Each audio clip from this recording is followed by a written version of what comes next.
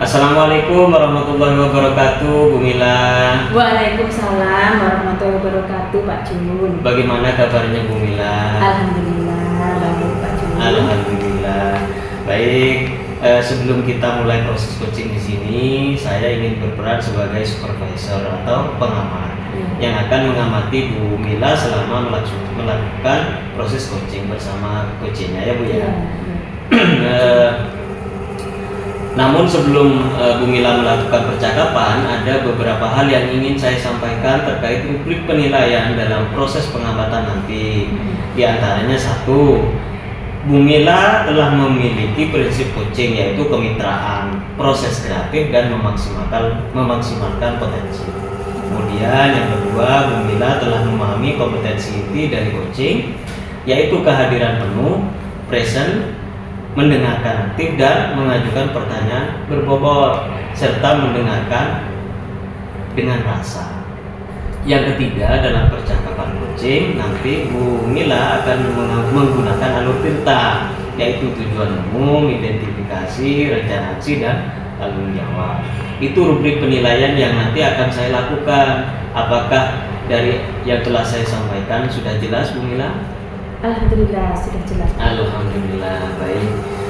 Selanjutnya, sebelum dimulai proses coachingnya, ada beberapa pertanyaan yang ingin saya tanyakan pada Bu Mila. Boleh ya Bu ya? Boleh Pak Jun, silakan.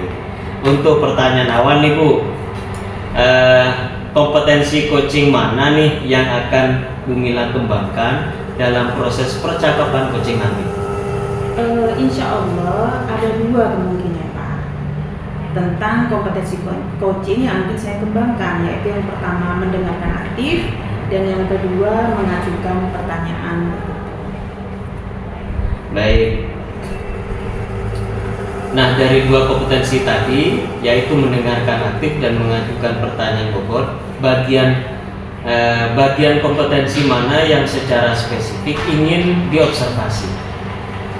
Ya mungkin secara spesifik saya ingin diobservasi pada kompetensi mendengarkan aktif Pak, sehingga saya dapat menggali lebih dalam potensi yang dimiliki oleh coach, dan coach dapat menemukan solusi setelah berbincang-bincang dengan saya.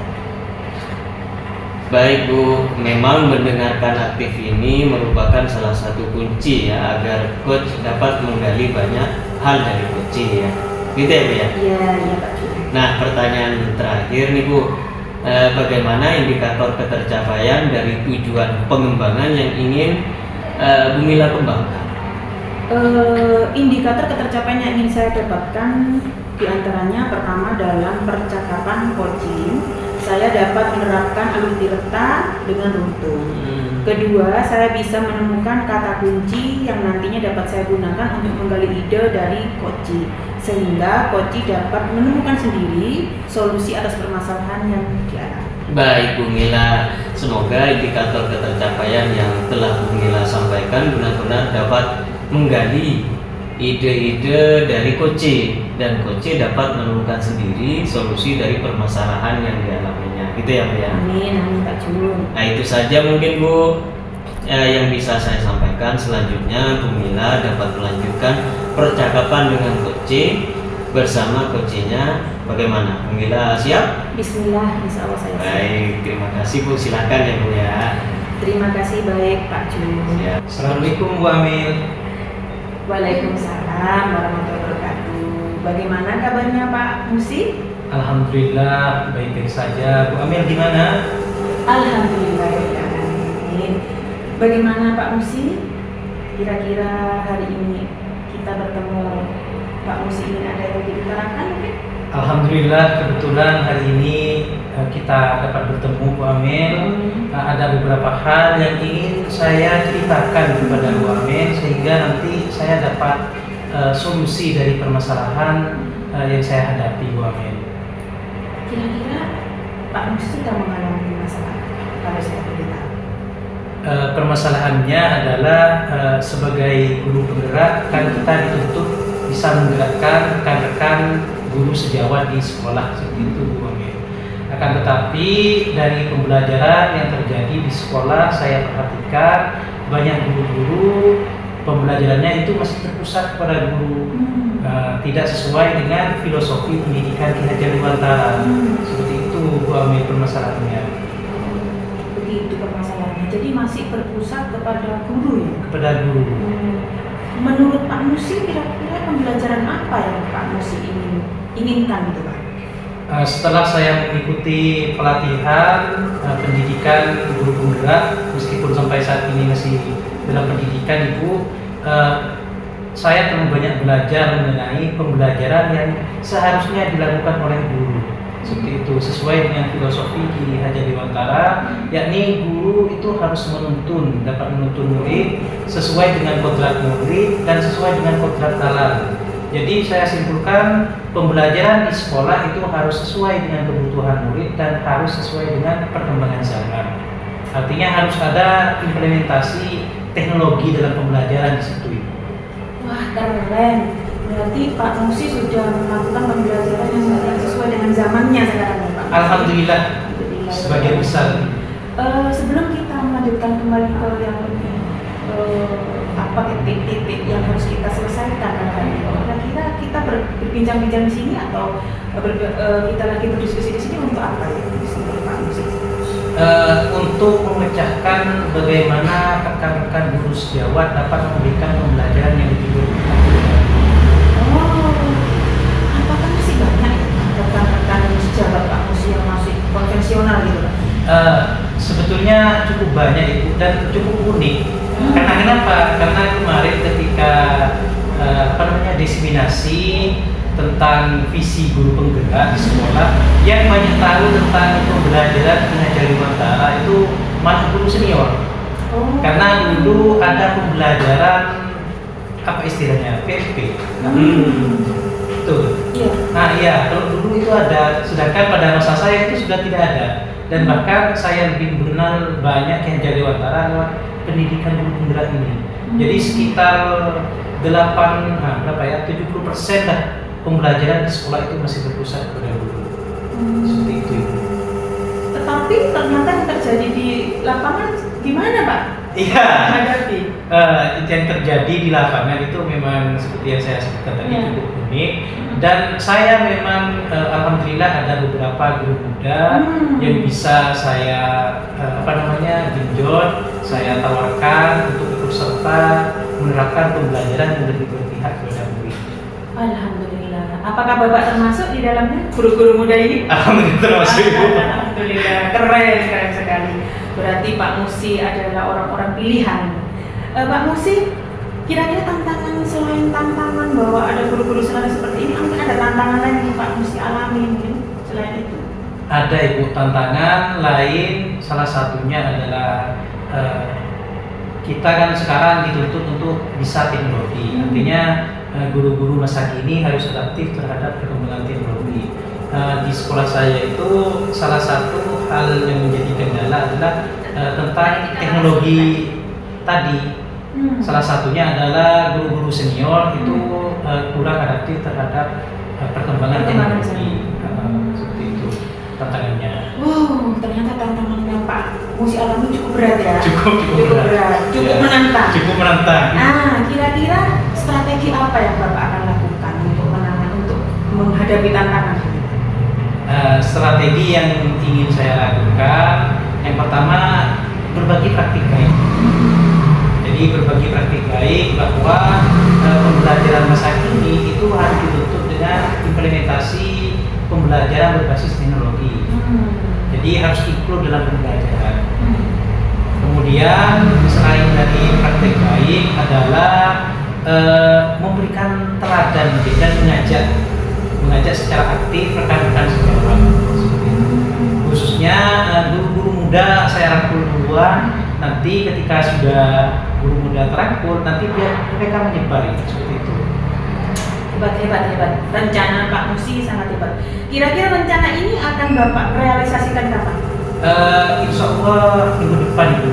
Ketika saya aktif dalam sekolah, kan masih libur sekarang. Suasana murid kayak gitu, jadi masih libur karena berbasis pondok. Nanti ketika masuk, insya Allah saya akan lakukan aksi-aksi tersebut. Iya. Kira-kira Bapak perlu bantuan atau bantuan apa yang kira-kira Bapak untuk membantu Bapak menyelesaikan tantangan ini? Sangat perlu Ibu, sangat perlu bantuan dari berbagai pihak karena kan hal tersebut akan kesulitan apabila kita tidak menjalin kolaborasi. Jadi nanti kemungkinan yang pertama akan melibatkan kepala sekolah, yaitu kemudian yang kedua melibatkan tim akademik sekolah, seperti itu. Nanti yang akan saya minta bantuannya. Kira-kira kalau Bapak berikan rating gitu Pak, Ya. nanti kira-kira Bapak mengasumsikan berapa nilai nanti untuk kalau misalnya ini akan keberhasilannya Pak? Saya berharap tidak muluk-muluk langsung 10 ya dari 10, tapi mungkin 8 lah dulu kayak gitu yang saya harapkan. Alhamdulillah, mudah-mudahan tercapai ya Pak. Amin, Saya ingin nanti ikut mengobservasi apa yang terjadi di sana. Saya tertarik sekali dengan rencana Bapak. Kira-kira apakah setelah kita berbincang-bincang ini Bapak bisa menemukan solusi dari masalah yang Bapak temukan tadi Pak? Jadi alhamdulillah Ibu, jadi saya sangat bersyukur sekali dapat bertemu berbincang-bincang dengan Bu Amel pada hari ini, sehingga saya dapat mempunyai gambaran bagaimana nanti saya akan melakukan pembenahan terhadap permasalahan yang ada di sekolah saya, terutama masalah rekan-rekan guru saya. Terima kasih banyak Ibu. Alhamdulillah. Baik Bapak, cukup sampai di sini. Saya tunggu kabar berikutnya, kabar yang membahagiakan. Baik, semoga baik, nanti ya. ketemu lagi dalam keadaan bahagia. Begitu Amin. ya Bapak ya? Ya Ibu. Baik Bu Mila, saya sudah mengamati proses percakapan coaching yang dilakukan oleh Bu Mila tadi dengan coachingnya ya. Terdapat beberapa catatan yang saya dapatkan Bu, namun sebelum saya sampaikan ada beberapa pertanyaan yang ingin saya sampaikan. Boleh ya Bu ya?